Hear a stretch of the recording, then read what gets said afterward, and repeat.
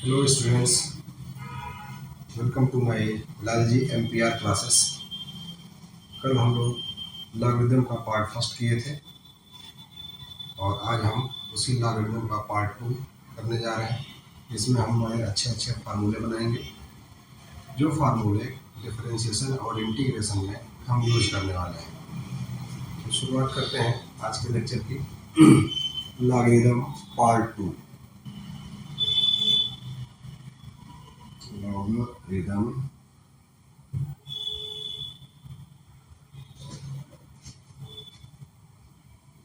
Logarithm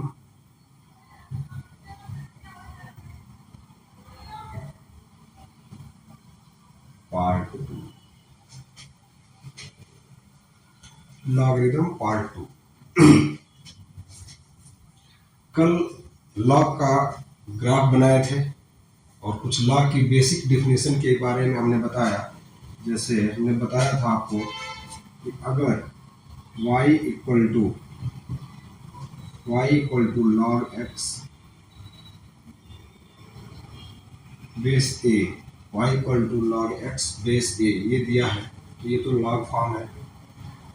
या इसी को हम ऐसे भी समझें कि log x base a equal to अगर y है, ये दोनों एक ही है। इसको मैं लेफ्ट हैंड साइड, इसको राइट हैंड साइड में, लेफ्ट हैंड साइड में लिखा हूँ, वही उधर उल्टा कर दिया हूँ।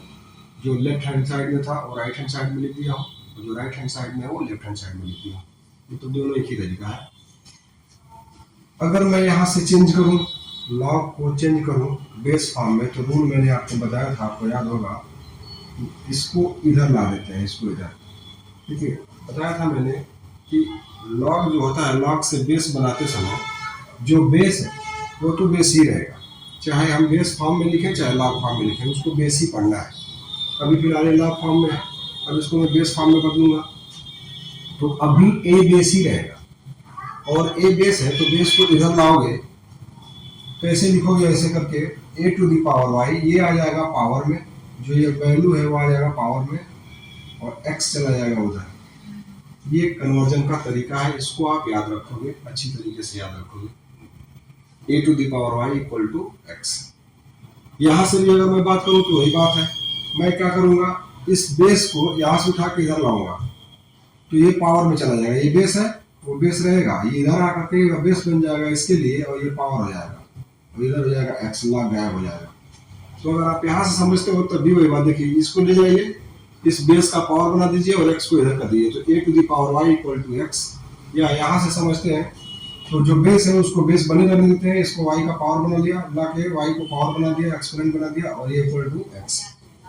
ये चेंज करना जब आपको आएगा, आप ला के बहुत सारी चीज़ों को समझ पाएंगे।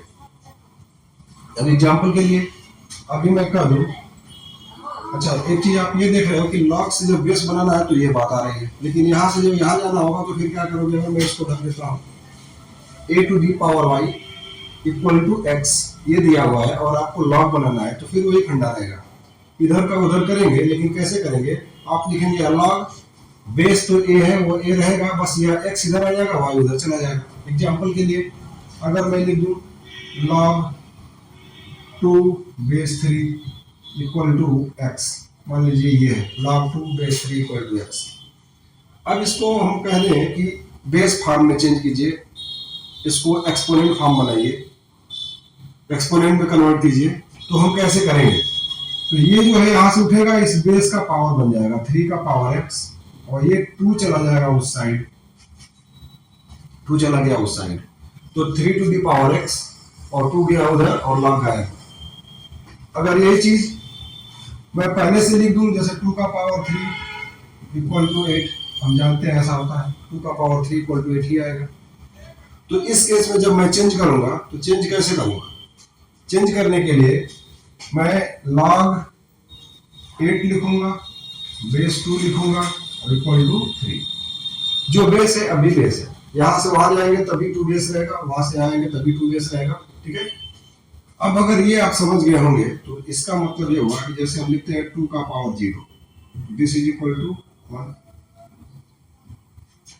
2 का power 1, 2 to the power 1, this is equal to 2, 2 to the power 3, this is equal to 8, ये आप सीख ही गए, ठीक है। तो यहां से अगर हम बनाए इसको हम लॉग में चेंज करें तो फिर रूल वही रहेगा, ये 0 और 1 यही दोनों इधर उधर जाएंगे, जो बेस है वो तो बेस ही रहेगा, तो बेस रहेगा लॉग और ये 1 आ जाएगा इधर, बेस रहेगा 2 और ये चला जाएगा उधर। आप समझ पा रहे हैं? हमने क्या किया कि जो बेस था वो बेस ही बनाया, बस 1 को इधर ला दिया, इसको इधर कर दिया। मतलब ये है कि जो इधर वैल्यू है 2 की पावर 0 का जो वैल्यू है, जब उसको लॉग फॉर्म में लाते हैं तो लॉग के साथ वो वैल्यू आ जाता है, ठीक है। और जो पावर है वो चला जाता है इधर, पावर चला गया इधर, बेस बेस ही रहा। उसके हिसाब से फिर ये क्या बनेगा, इसको आप बना सकते हैं लॉग, ये बेस था तो 2 तो 2 रहेगा, ये 2 इधर आ जाएगा, तो लॉग 2 बेस 2 पढ़ेंगे, दिस इज इक्वल टू 1। ये तो अभी मैं उधर बनाया ही हूं, आप कर सकते हो log 8 base 2 equal to 3, log 8 base 2 equal to 3, ठीक है। इससे आपने क्या देखा, यहां से आपको एक चीज सीखने को मिल रही है कि log 1 का वैल्यू 0 आ रहा है बेस 2 पे, और यह बेस जो है चाहे 2 हो, 3 हो, 4 हो, 10 हो, चाहे जो भी बेस हो, जो भी बेस बोलने का मतलब मेरा ये कि कल मैंने आपको बताया था, फर्स्ट पार्ट में मैंने बताया था a to the power 1 a less than 1 greater than 0 या a ग्रेटर देन 1, यही बेस की कंडीशन होती है। एक कंडीशन ये, एक कंडीशन ये, बेस की ये दो कंडीशन है।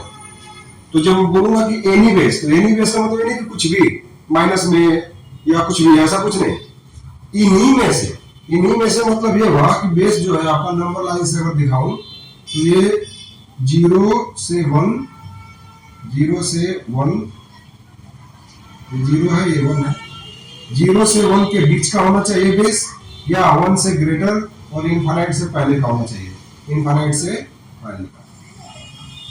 इतने के बेस में से चाहे हम जो भी ले लें, log 1 का वैल्यू हमेशा 0 आएगा। तो log 1 बेस 2 इक्वल टू 0। अगर मैं कह दूं log 1 बेस 1 बाई 2, तो इस बात तो आप देख रहे हैं, अभी देखिए log 1 बेस 2 जो था तो 2 1 से ग्रेटर वाले की कंडीशन में था, यानी इस कंडीशन में था, तब इसका वैल्यू 0 आएगा। और log 1 बेस 1 बाई 2 लिखा हूं, 1 बाई 2 जो है इसके बीच में है, 1 बाई 2 0 और 1 के बीच में है, तो जो बेस का वैल्यू है 0 और 1 के बीच में, तब भी इसका वैल्यू 0 लिखेंगे। इसका मतलब log 1 at any base, log 1 at any base this is equal to 0।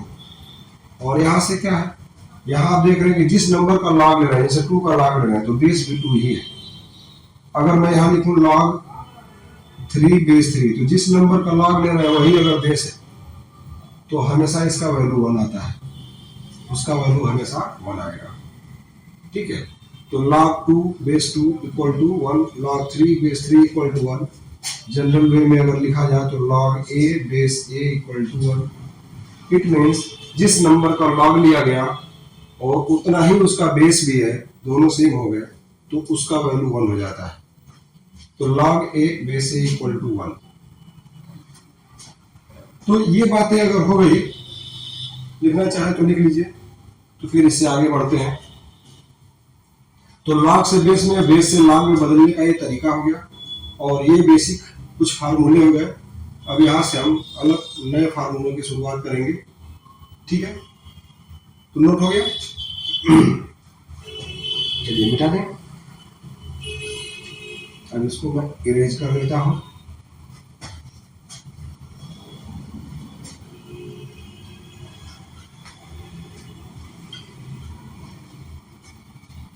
अब इसके कुछ और फार्मूले देखते हैं। जो पहला लॉ है, सबसे फर्स्ट लॉ, उसको कहते हैं प्रोडक्ट लॉ।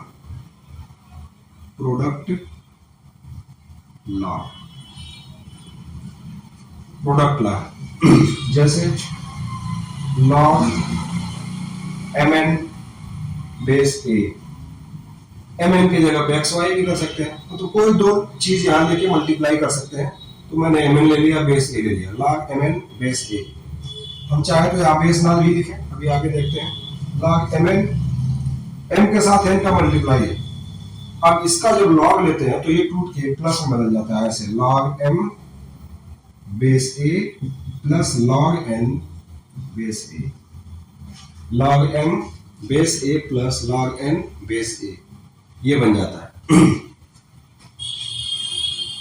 अब आप देख रहे होंगे अब कि ये log m plus log m base a plus log n base a आया है। अगर मैं इसको ऐसे लिख दूं log और बेस ए और m प्लस n, मतलब आपने क्या सोचा कि log a जो log बेस ए है वो कॉमन है।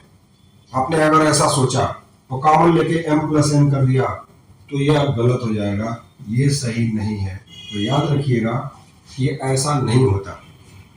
यानी log m base a plus log n base a अगर होता है और उसको हमको एक साथ लिखना है तो ऐसे लिखेंगे log m n, यानी प्लस इंटू में कन्वर्ट हो जाएगा। 2 लाख को मैं सिंगल लाख में लेके आ रहा हूँ तो वो इंटू में कन्वर्ट हो जा रहा है, प्लस में अगर है तो ठीक, और इंटू में है तो प्लस में। इसका मतलब कि log जो है मल्टीप्लिकेशन को एडिशन में कन्वर्ट कर दिया है, मल्टीप्लिकेशन को एडिशन में कन्वर्ट कर दिया है, ये हो जाएगा। अभी कोई जरूरी नहीं है कि सिर्फ 2 ही नंबर यहाँ ले सकते हैं, हम 3 नंबर भी ले सकते हैं, 4 नंबर भी ले सकते हैं, उससे ज्यादा भी ले सकते हैं। अगर मैं इसको समझाने के लिए आपको ऐसे लिख दूं log x y z, base मान लीजिए मैंने b लिख दिया, तो जो बेस जैसे यहाँ a बेस था तो वही a बेस सब पे गया है, कुछ अलग से नहीं ले जाना है। अब तो इसको मिटा ही दे रहा हूँ, ये तो समझाने के लिए मैंने बता दिया, ये होता नहीं है, होता तो ये पिक्चर में। तो log x y z base b, तो अब आप बता सकते हैं कि क्या बनने वाला है, ठीक है। तो ये बनने वाला है log x base b plus log y base b plus log z base b, यही बेस सब पे रहेगा और x y z ये सब प्लस में कन्वर्ट हो जाएंगे। ये first rule, product law first rule. तो दूसरा क्या है, दूसरा है कोसेंट लॉ। अब इसका एग्जांपल ले लें एक आपसे, चलिए ध्यान लेते हैं। log मैं लिख देता हूँ 2 into 3 बेस 10, क्या लिख सकते हैं इसको, आप समझ सकते हैं कि ये लिख सकते हैं log 2 बेस 10 और ये log 3 बेस 10। बहुत आसान है, ये तो बेसिक है। मेरा मेन टारगेट इसको बताना नहीं है, तो आप जानते ही होंगे, लेकिन आगे चलते चलते 3-4 फार्मूले ऐसे जरूर मिलेंगे कि आपको लगेगा कि इस क्लास से आपको बेनिफिट मिला है। और चूंकि हम बोर्ड के रिलेटेड क्वेश्चन कराने के पर्पज से तैयारी करा रहे हैं, तो उसमें हम ये मान के चलेंगे कि बहुत सारी चीजें आपको आ रही हैं। तो आगे बात कर लेते हैं। अगला रूल है कोसेंट लॉ। ये तो प्रोडक्ट लॉ था, quotient law. Quotient law, quotient law जो है उसमें डिवीजन आ जाएगा, जैसे log m by n, log m by n base a मान लीजिए, दिस इज इक्वल टू क्या बन जाएगा, log m base a minus log n base a। मतलब डिवीजन में है तो सब्ट्रैक्शन में कन्वर्ट हो गया, सब्ट्रैक्शन में रहेगा डिवीजन में कन्वर्ट हो जाएगा। अगर ये लिखा हुआ है तो फिर से मैं बता देता हूं कि आप ये नहीं सोचेंगे कि log और बेस a कॉमन करके ब्रैकेट में m माइनस n लिख दो, गलत हो जाएगा। log m base a minus log n base a अगर है तो आपको लिखना पड़ेगा log m by n base a। ये है कोसेंट लॉ। एग्जाम्पल के लिए अगर मैं यहाँ पे लिख दूं log 3/2 बेस 10, तो आप लिख सकते हैं log 3 base 10 minus log 2 base 10, ऐसे लिख सकते हैं। जब log 3 चाहे log 2 आप जो लिख रहे हैं उसको लिखते समय आप ध्यान देंगे, अक्सर बच्चे क्या करते हैं, स्टूडेंट्स क्या करते हैं कि सोचते हैं कि हमने वही चीज लिखा और ऐसे लिख देते हैं, log 3 यहाँ पे 10 ला दिया। जो 3 का लेवल g के लेवल में होना चाहिए उसको आपने उठा के ऊपर कर दिया। अभी लगने लगेगा कि 10 का पावर 3 है, ऐसा नहीं, आप ऐसे नहीं लिखेंगे। आपको अगर लिखना है log 3 बेस 10 तो ऐसे लिखेंगे, ऐसे अगर लिख देंगे तो ये पढ़ा जाएगा log 10 पावर 3, इसका बेस गायब ही हो गया। ठीक है, तो आप ऐसे नहीं लिखेंगे, लिखने का तरीका भी रहना चाहिए, जिससे जब आप कॉपी पे लिखे होते हैं और एग्जामिनर उसको चेक कर रहा होता है तो चेक करते समय उसको कंफ्यूज नहीं होना होता है, आराम से वो चेक कर लेता है आपकी कॉपी और नंबर देता है। ठीक है, तो ये बात आपको समझ में आ गई, कोसेंट लॉ समझ में आ गया होगा। अब इस कोसेंट लॉ के बाद नेक्स्ट रूल पे आते हैं। नोट करना है तो नोट कर लीजिए, या पॉज करके नोट कर लीजिएगा, हम मिटा देते हैं। ये रूल आप बहुत पहले से ही सुनते आए हैं। नेक्स्ट जो है एक्सपोनेंट लॉ है, एक्सपोनेंट लॉ या पावर्स लॉ कह लेते हैं उसको, powers law, powers law. Powers law में क्या होता है कि अगर log x बेस a का पावर m लिखा हुआ है, पावर m, तो जो ये पावर है ना वो आगे आ जाता है, मल्टीप्लिकेशन में आ जाता है, आगे आकर के ऐसे m log x base a, m log x base a, ऐसा हो गया। ठीक है, अब एग्जाम्पल के लिए अगर मैं यहाँ लिख दूँ log x square base 2 base 3, तो अब ये वाला 2 जो है आगे आ जाएगा और इसको आप ऐसे लिख दोगे 2 log x। अब इसका ये मतलब है कि log x बेस 3 में 2 का मल्टीप्लाई हो गया, ये पावर, तो वो जो पावर था मल्टीप्लाई में आगे आ गया। और अगर मैं इसको ढक लूँ और पहले से ऐसे लिख दूँ ऐसे, फिर इसको आप चाहो तो यहाँ से उसमें पावर बना सकते हो, यानी यहाँ से उठेगा तो आगे जाके क्या बन जाएगा log x का पावर 2। ये सब याद रखेंगे, इंटीग्रेशन में भी और डिफरेंशिएशन में भी ये बहुत बार आने वाला है। ठीक है, तो ये हो जाएगा पावर्स लॉ। तीसरा 3 रूल हो गए, चौथा रूल हम करते हैं और वो होता है log x base y into log y base x। अगर ऐसा आए अल्टरनेट ये चेंज हो जाए log x base y log y base x, तो ये मल्टीप्लाई होकर के 1 हो जाते हैं, याद रखेंगे। और अगर ये याद कर लेंगे तो यहाँ से एक नया फार्मूला और बना सकते हैं, यहीं से बना सकते हैं। क्या कर लेंगे कि हम इसमें से किसी एक को रोक लेंगे, जैसे log x बेस y को ही मैंने रोक लिया, तो ये उधर जाएगा 1 upon log y base x, 1 upon log y base x, ये बन जाएगा। तो आप देख रहे हैं कि कभी अगर हमको जरूरत पड़ी, y में जरूरत पड़ी अगर हमको चेंज करने की, जैसे मैं लिखूँ log 3 बेस 2,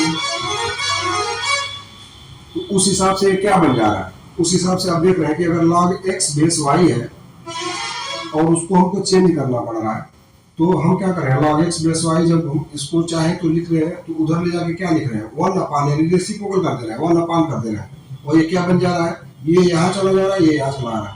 उस हिसाब से इसको क्या लिख सकते हैं, अगर आप समझ गए होंगे तो 1 अपान, ये बन जाएगा 1 अपान करके जब लिखेंगे तो log, और 2 चला जाएगा यहाँ और 3 चला जाएगा यहाँ, यानी log 2 बेस 3 हो जाएगा, log 2 बेस 3। इसका मतलब ये है, और ये बड़ा काम का है फार्मूला, इसको याद रखेंगे। log x बेस y और log y बेस x दोनों का इंटू कर दिया जाए तो 1 बन जाता है, उसी का मैंने यहाँ एप्लीकेशन बताया। तो इससे आप ये फार्मूला भी बना सकते हैं, यानी दोनों एक दूसरे से रिलेटेड है, तो उसके ये एग्जाम्पल।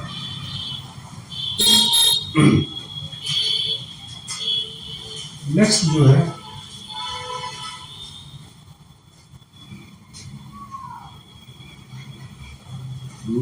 है फार्मूला आप ऐसे लिखेंगे, जिसको कहते हैं बेस चेंज फार्मूला, उसका नाम लिख सकते हैं बेस चेंज फार्मूला, यानी base change formula. Base change फार्मूले में क्या होता है, अगर ऐसे लिखा हुआ है log x base y, log x base y, log x base y, ऐसे लिखा हुआ है, तो इस समय तो बेस y है, इस समय बेस इसका y है, हमको इस बेस को ही चेंज कर देना है और अपने मन से कोई एक बेस सोच लेना है, जो हमको फायदा देने वाला होगा वो बेस सोच लेंगे, न्यूमेरिकल के हिसाब से, क्वेश्चन के हिसाब से वो समझ में आएगा। तो अभी फिलहाल मैं मान लेता हूँ मुझको बेस ए की जरूरत है, तो मैं बेस ए ले लूंगा। तो लेने का तरीका क्या रहेगा, जो ऊपर है उसको न्यूमरेटर में log x लिख दीजिए, और ये जो नीचे बेस वाला है उसको भी लिखिए, लेकिन अपान में लिखिए, ऐसे log वाई, यानी यहाँ पे x का भी लॉग ले लिया गया और y का भी लॉग ले लिया गया, लेकिन जो ऊपर था उसको ऊपर, नीचे वाले को नीचे और बीच में अपान। अब नया बेस जो आपने सोच रखा है दोनों को दे दीजिए, इसको भी और इसको भी, इसको a और इसको a। ये कहलाता है बेस चेंज फार्मूला। और यहाँ से याद करना आसान पड़ता है, फट से ऊपर वाले को ऊपर, नीचे वाले को नीचे लिख करके लॉग में, और नया बेस जो देना चाहते हैं दे सकते हैं। अगर आपका मन करता है कि नहीं हम बेस ए नहीं देना चाहते, बेस ई देना चाहते हैं, तो आप दे दीजिए log x base e upon log y base e. Base change हो गया, तो इसके जगह पे चाहे ऐसे लिख लें चाहे ऐसे लिख लें, ठीक है। तो अगर मैं बेस ई किया हूं तो फिर इसको हटा दूंगा, इसको हटा दूंगा, फिर ये हो जाएगा।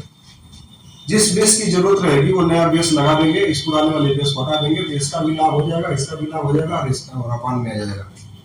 चलिए, अगर मैंने बेस ई करके इसको ऐसे ही कर लिया है, तो अगर मैं क्रॉस मल्टीप्लाई करूं, जैसे यहाँ से एक फार्मूला बना के एक और फार्मूला बना दिया था मैंने, यहाँ से भी तो फार्मूला बन सकता है। यहाँ से अगर मैं क्रॉस मल्टीप्लाई करूं तो ये इसके नीचे 1 मान के क्रॉस मल्टीप्लाई हो करके ये बन जाएगा log x base e, this is equal to, ये मल्टीप्लाई होकर बन जाएगा log x base y into log y base e, ये बन जाएगा log x base e, log x base y और log e base e, log y base e, ठीक है। तो यहां से भी आपने देखा था तो ये बेस चेंज हुआ था, लेकिन अब अगर यहां से देखेंगे, अब वो नहीं रहेगा, अगर यहां से देखेंगे तो यहां से भी आपने बेस ई लिया है और बेस चेंज करके वाई बनाया। तो इसके हिसाब से अगर आप समझेंगे तो कैसे समझेंगे, मान लीजिए मैंने क्वेश्चन लिख दिया log 3 बेस 2, अब मैं कह रहा हूँ कि मुझको बेस 10 चाहिए, मैं नया बेस 10 लाना चाहता हूँ, तो मैं क्या करूँ? तो फिर नियम क्या कह रहा है यहाँ के हिसाब से, log x बेस y, यानी जो आप नया बेस लाना चाहते हो वो बेस लिख लीजिए। जैसे यहाँ पे नया बेस में क्या लाया हूँ, y लाया, तो मैं नया बेस क्या लाना चाहता हूँ, 10 लाना चाहता हूँ, तो log 3, पहला वाला जो 3 है ना इसको वैसे ही रहने देंगे, इसका नया बेस रख देंगे 10। अब जो नया बेस आपने यहाँ दिया है उसी नए बेस का यहाँ लॉग ले लीजिए इनटू log 10, लेकिन पुराने वाले बेस पे, ये वही तो बता रहा है। log x तो ऐसे ही है, लेकिन नया वाला बेस दे दिया, और जो नया वाला बेस यहाँ लाया उसी नया वाले बेस का लॉग लिया है, लेकिन पुराने वाले बेस पे लिया है। वही काम यहाँ भी कर देना है। आप log 3 तो ऐसे ही लिखेंगे, लेकिन नया जो बेस आपने सोच रखा है वो बेस 10 रख देंगे, ठीक। और फिर लॉग करके इस बेस का लॉग लेंगे और पुराने वाले पे लेंगे। तो ये दोनों फार्मूला जो कहलाते हैं, ये वाला फार्मूला और ये वाला फार्मूला, दोनों के दोनों बेस चेंज फार्मूला कहलाते हैं। ये बड़ा काम करने वाला है, इसको याद कर जाएंगे, अच्छी तरीके से याद कर जाएंगे। तो ये हो गया बेस चेंज फार्मूला। अभी जैसे कि आपने डिफिनीशन में ही देखा, उसके हिसाब से अगर मैं कहूँ log x base e equal to log x base e, अगर मैंने ये लिख दिया तो सही बात है, जितना लेफ्ट हैंड साइड में लिखा हूँ उतना ही मैं राइट हैंड साइड में लिखा हूँ, तो बराबर ही होंगे, इक्वल ही होंगे। जैसे अगर मैं लिखूँ x equal to y, x equal to x, तो इसमें कोई गलत बात नहीं है, तो है ही बराबर। तो मैंने इसको भी लिख दिया, जितना ये लिखा उतना ही लिखा, दोनों बराबर है। तो ऐसा लिखा क्यों, इसका बेनिफिट मिलने वाला। अभी इससे फार्मूला बनाने वाला हूँ, तो फार्मूला क्या बनेगा आप देखेंगे। जैसे मैंने शुरू में आपको लॉग से बेस और बेस से लॉग बनाने का एक तरीका बताया था अभी। जैसे मान लो कि log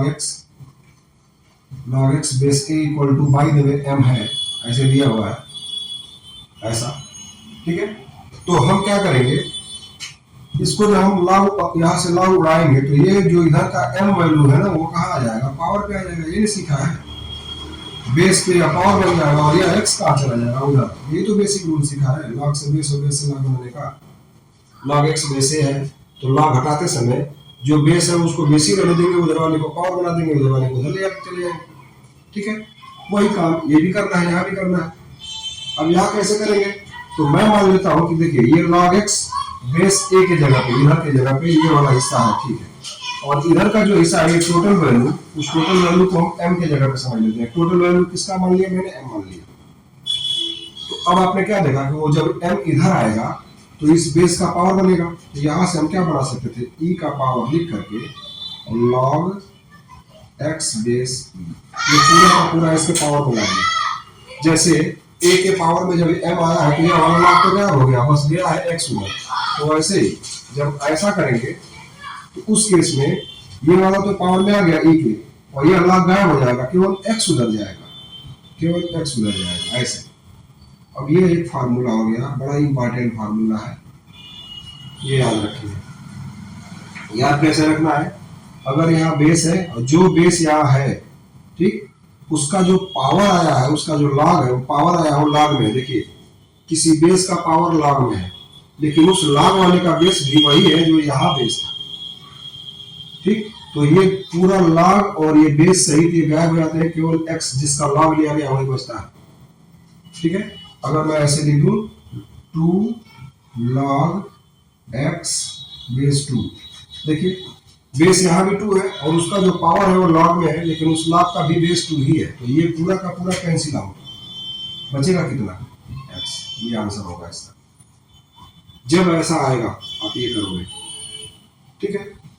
तो ये फार्मूला वाला काम का है, आप याद रखोगे log e to the power log x base e equal to x, या कोई जरूरी नहीं कि e है यहाँ पे, अगर ये ऐसे भी लिखा हुआ है a to the power log x base a तो भी ये पूरा का पूरा गायब आएगा, कितना x, मतलब जो यहाँ बेस है लॉग लेते समय पावर में भी वही बेस होना चाहिए, तो ये पूरा कैंसिल आउट होगा, केवल x बचता है।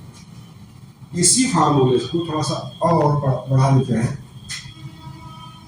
इसी फार्मूले को अगर बाय द वे ऐसे आ गया e to the power log x base e, और यहाँ मान लीजिए m का multiply m log x base e, तो इसके पहले वाला जो मैं बताया था पावर्स लॉग, उसमें आपने सीखा था कि लॉग के आगे अगर m है तो ये इसके पावर में चला जाता है, सीखा था। तो यहां से ये उठेगा log x और उसके पावर में जाएगा, और ये जो बेस e था वो तो था ही। अब फिर से ये वाला रूल लग जाएगा, ये वाला पूरा कैंसिल आउट होकर के इसका आंसर हो जाएगा x to the power m, x to the power. तो अगर किसी चीज का यहाँ मल्टीप्लाई है तो इसको यहाँ से उठा करके इसके पावर में भेज दीजिए, पावर से के हिसाब से, तब इसको उड़ाइए, ठीक है। ये दोनों फार्मूले बड़े काम के हैं, ठीक है। मिटा दें इसको, नोट कर लिया होंगे, पॉज करके वीडियो इसको आराम से नोट कर लीजिएगा, हम बता रहे हैं। ये फार्मूला हो गया,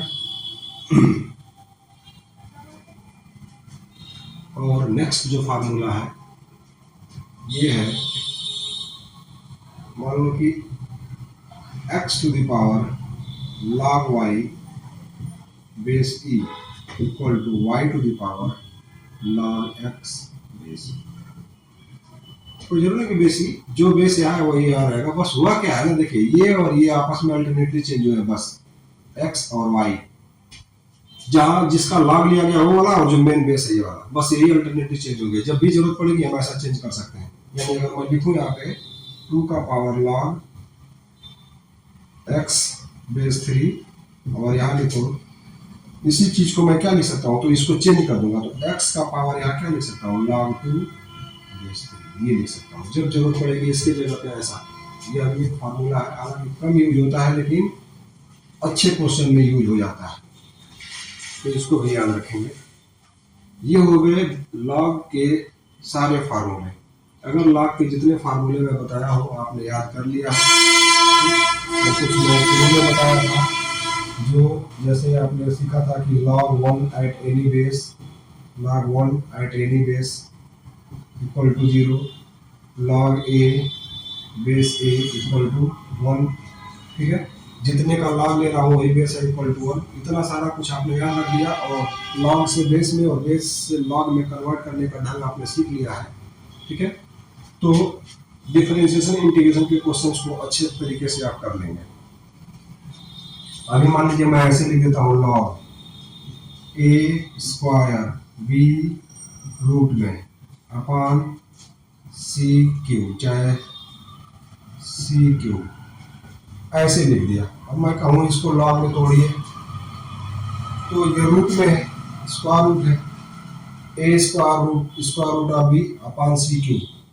तो तरीका क्या है, आप देख रहे हैं कि इसके साथ ये मल्टीप्लाई में है लेकिन उसके साथ ये डिवाइड में है।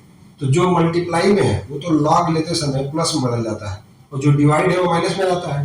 तो अगर इसको आप चेंज करोगे ना तो आप ऐसे लिख सकते हैं लॉग ए स्क्वायर और उसके साथ ये मल्टीप्लाई तो plus log square root of B और उसके साथ ही डिवाइड तो माइनस लॉग सी क्यूब। इसको तोड़ने का ये डायरेक्ट तरीका हो गया। जो इनटू में थे वो प्लस में और जो माइनस में था और जो डिवाइड में था वो माइनस में। बाद में आप अच्छा सोच रहे हो कि बेस तो हमने लिखा ही नहीं, तो बेस कुछ भी दिया हो सकता है।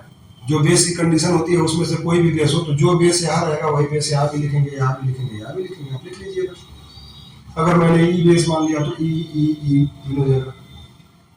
ठीक है, इस तरीके से इसको चलेंगे। अब आगे चाहते हैं तो थोड़ा और सॉल्व कर सकते हैं। जैसे ये पावर में आ गया है तो पावर्स लॉ के हिसाब से 2 आगे आ जाएगा तो 2 log a प्लस ये देखिए b जो है स्क्वायर रूट में है तो स्क्वायर रूट का मतलब पावर 1/2 होता है। आप चाहे तो स्क्वायर रूट ऑफ b को ऐसे लिख सकते हैं b पावर 1/2, आप जानते भी होंगे। तो 1/2 इसका पावर है इस समय, तो 1/2 आगे आ जाएगा तो 1/2 log और ये b बन जाएगा। स्क्वायर रूट ऑफ बी का मतलब होता है पावर 1/2, 1/2 पावर स्क्वायर रूट को ही रिप्रेजेंट करता है। और ये माइनस 3 आगे आ जाएगा, इसका 3 log c हो जाएगा। तो इसको आप और ज़्यादा तोड़ना चाहें तो ऐसे तोड़ सकते हैं। और यही सब तो आएगा, जितना फार्मूला बना वही फार्मूला यूज करना है और ऐसे ही आएगा। ये सब तो करना रहेगा आपको। ठीक है, तो लॉग का जितना भी फार्मूला था मैं सोचता हूँ कि मैंने उसको कवर कर लिया है। अब इसका यूज जब मैं करूँगा तो आई होप आपको समझ में आएगा। इस लेक्चर में इतना ही। थैंक्स।